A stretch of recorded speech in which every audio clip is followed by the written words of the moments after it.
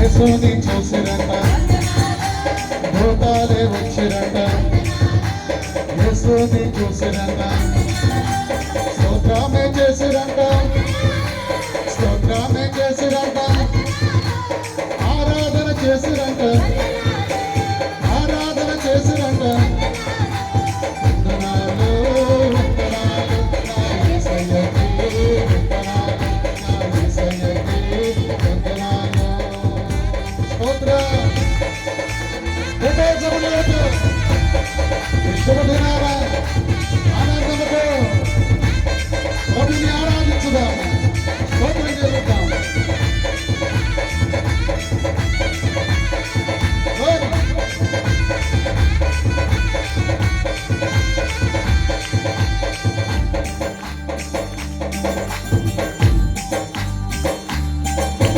ప్రభువులో వచ్చారంట, యేసుని చూసారంట, జ్ఞానులే వచ్చారంట, యేసుని చూసారంట. మరి బాగట్లేదు చెప్పండి. జ్ఞానులే వచ్చారంట, యేసుని చూసారంట.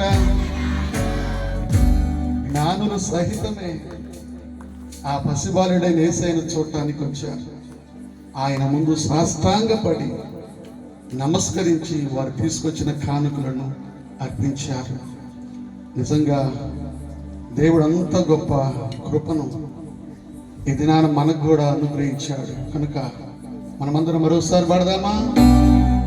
జ్ఞానులే వచ్చారంట, యేసుని చూసారంట, జ్ఞానులే వచ్చారంట, చెప్పాలి.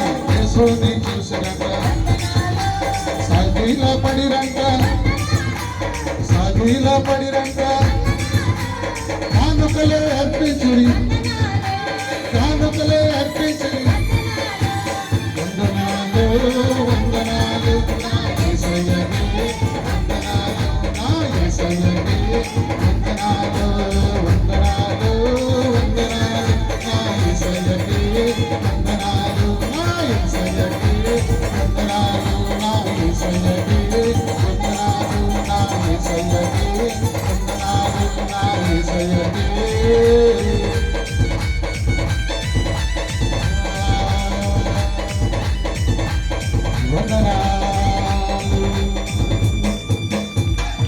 దేవునికి మహిమ కలుగునుగాక. కొంచెం గట్టిగా చెప్పండి. హల్లెలూయా. సర్వోన్నతమైన స్థలములలో దేవునికి మహిమయు, ఆయనకి ఇష్టలైన బిడ్డలకు భూమి మీద సమాధానము కలుగునుగాక. మంచిది. ఈ క్రిస్మస్ పండుగ దినాలలో ఒకసారి ఈ వాక్యం చెబుతా ఉన్నప్పుడు ఇలా పాడటానికి దేవుడు కృపించాడు. అది సొంతగా నేను రాసుకున్నాను. బాగుందా? నచ్చిందా? సంతోషంగా ఉందా? దేవుని స్తోత్రం. మంచిది. చంద్రశేఖర్కు ప్రత్యేకమైన వందనాలు.